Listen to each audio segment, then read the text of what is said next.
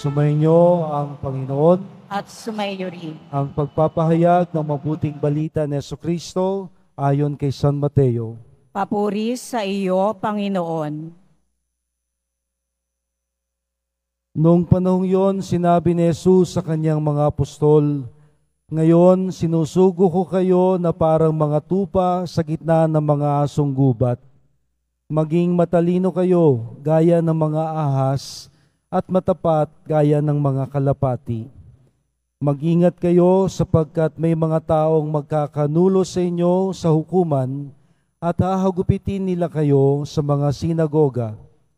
Dahil sa akin, ihaharap kayo sa mga gobernador at mga hari at magpapatotoo kayo sa harapan nila at ng mga hentil. Kapag nililitis na kayo, huwag kayong mabalisa kung ano ang sasabihin ninyo o kung paano ninyo ito sasabihin. Pagdating ng oras, ito'y pagkakalob sa inyo, sapagkat hindi kayo ang magsasalita, kundi ang Espiritu ng inyong Ama ang magsasalita sa pamamagitan nyo. Ipagkakanulo ng kapatid ang kanyang kapatid upang ipapatay, gayon din ang gagawin ng ama sa kanyang anak. Lalabanan ng mga anak ang kanilang mga magulang at ipapapatay. Kapopotan kayo ng lahat dahil sa akin, ngunit ang manatiling tapat hanggang wakas ang siyang maliligtas. Kapag inuusig nila kayo sa isang bayan, pumunta kayo sa kasunod. Sinasabi ko sa inyo, hindi pa ninyo napupuntahan ng lahat ng bayan ng Israel, ay darating na ang Anak ng Tao. Ang mabuting balita ng ating kaligtasan. Pinupuri ka namin, Panginoong Heso Kristo. Magsiupo muna ang lahat. Magandang hapon pong muli sa ating lahat. Maraming salamat po sa inyong pagpapasyang tapusin ang isang linggo ng paggawa sa hapag ng Panginoon sa harap ng Poong Jesus Nazareno. Muli, palakpakan po natin siya.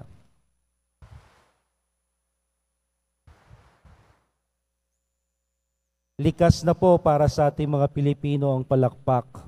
Kahit sabihin nating may mga ilan na nagsasabing hindi ito nararapat, ngunit bahagi po ng ating pasasalamat, pagkilala, pagtangkilik, ang gesture ng pagpalakpak, applause. Kaya't walang ibang dapat palakpakan, kundi higit sa lahat ang Panginoon.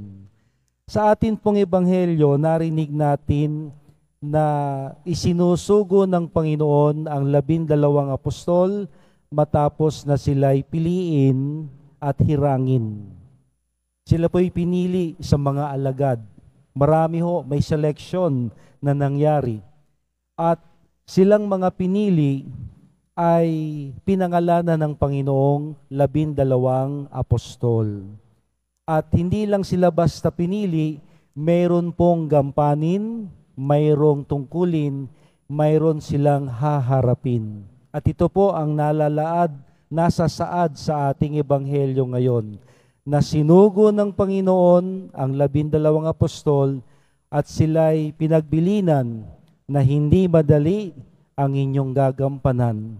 Ngunit sa harap ng mga pagsubok, ako ay inyong kasama hanggang katapusan. Gusto niyo pang dagdagan? Okay.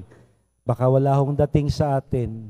Lahat ho tayo ay may mga pagsubok na pinagdadaanan. Di ba? Pag sinabi hong pagsubok, bagay na mahirap para sa akin, bagay na hindi ko ubos maisip bakit sa akin nangyayari, bakit ipinahintulot ng Panginoon na sa akin dumating. Pagsubok. One time ho, siguro nakikita nyo, hirap na akong lumakad. Papanik pa ho ako dyan sa overpass para lang ho makasakay ng jeep papuntang Erod. Bago ho ako pumanik, una kong panik habang ang aking mga tuhod ay nangangatog at masakit. Sabi ko, Lord, ito ba'y parusa o pagsubok? Parang gusto kong isipin, pinarurusahan na ako ng Panginoon. Pero mas nangibabaw po ang pagsubok na mahirap man gawin, ngunit kailangan natin itong tanggapin. Bakit? Kasi ho, ang pagsubok ay isang tanda ng pagtitiwala. Ito ho ang narinig natin sa mga pagbasa sa Ebanghelyo. Isinusugo ng Panginoon ang 12 apostol, ngunit hindi sa madaling mga pangyayari. May mga pagsubok silang pagdadaanan.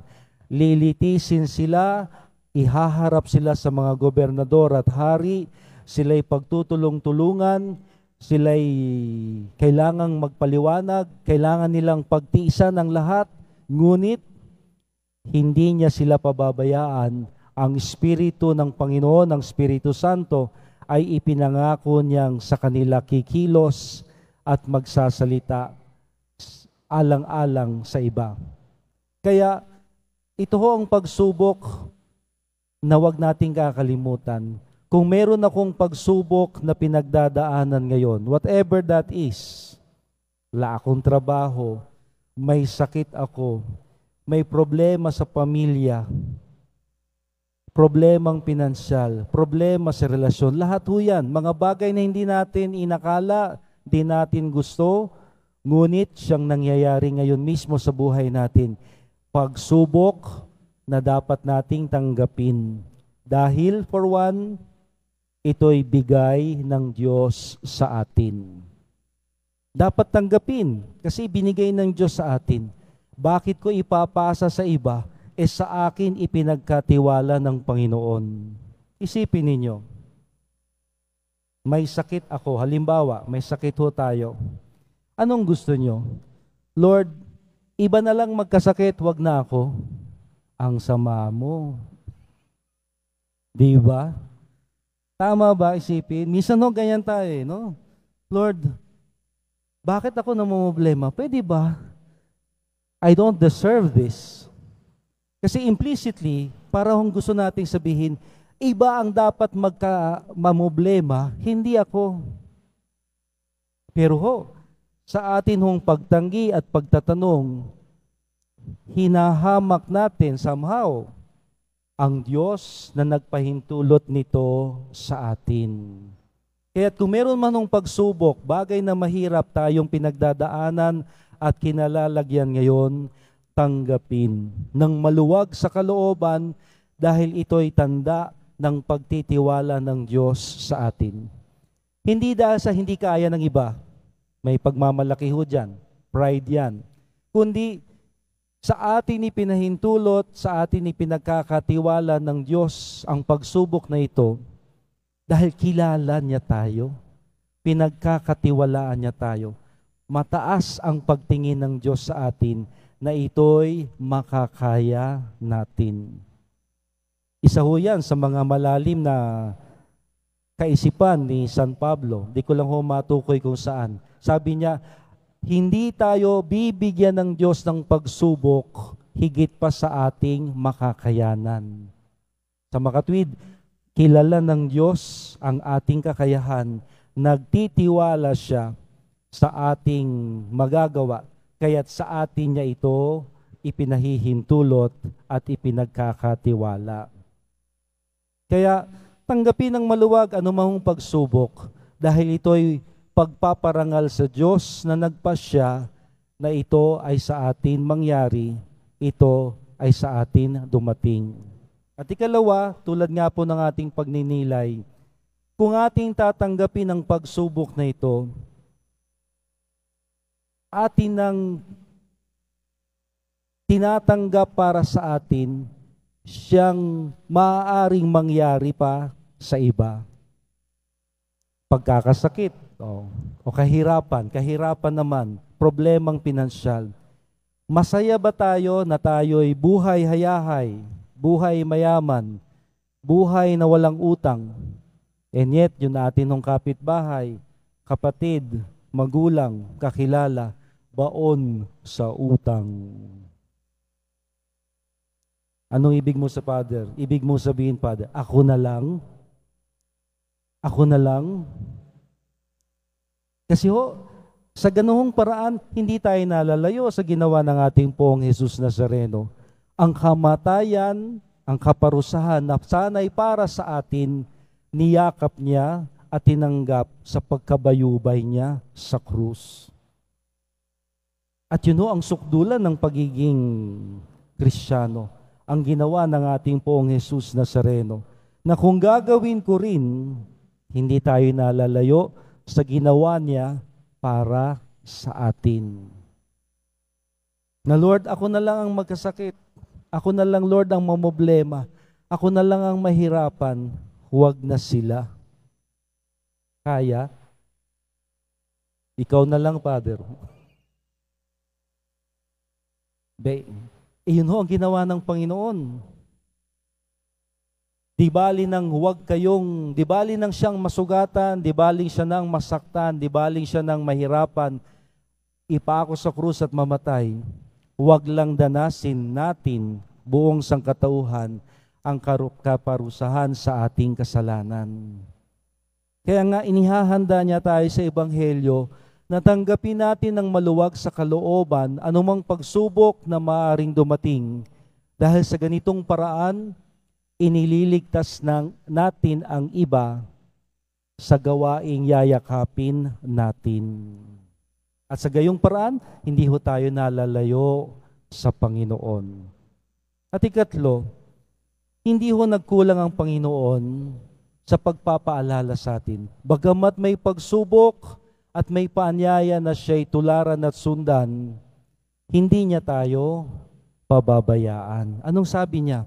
Ipadadala ko sa inyo ang aking Espiritu at ang Espiritu ng Ama upang sa oras na kailangan niyong magpaliwanag, kailangan niyong mga tuwiran, kailangan niyong ipagtanggol ang inyong mga sarili, ang aking Espiritu ang gagawa ng lahat ng ito bilang saksi.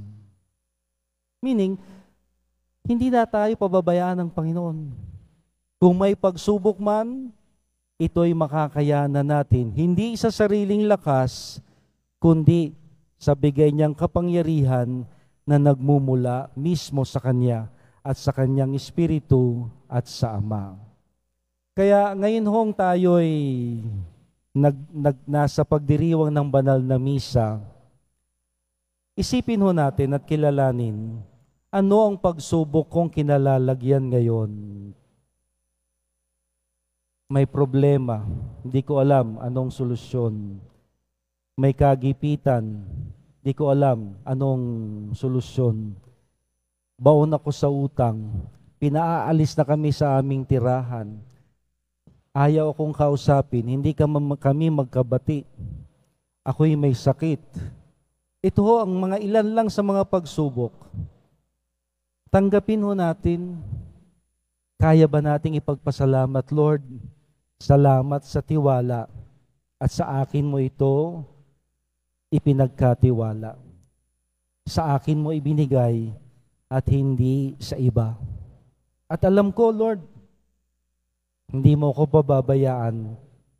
Ito pa ang magiging ugnayan ko sa iyo hanggang katapusan. Kaya, sana po tulad ng ating Poong Nazareno, walang kapaguran sa pagpapasa ng krus. Krus na walang iba kundi tayo. Papasanin natin ang krus, anumang mabigat, anumang mahirap, pagsubok. Hindi para sa ating kaginhawaan, kundi alang-alang sa iba. Sa paniniwala at pananampalataya na ito ang ugnayan natin at tunay na pagsunod sa Poong Jesus Nazareno na minamahal at sinasamba natin. Sa patuloy po nating pagmimisa, ituon ho natin ang ating pansin sa Kanya. Lord, salamat sa pagsubok. Poong Jesus Nazareno, ako na lang ang mahirapan. Huwag na iba. Poong Jesus Nazareno, huwag mo akong pababayaan. Amen.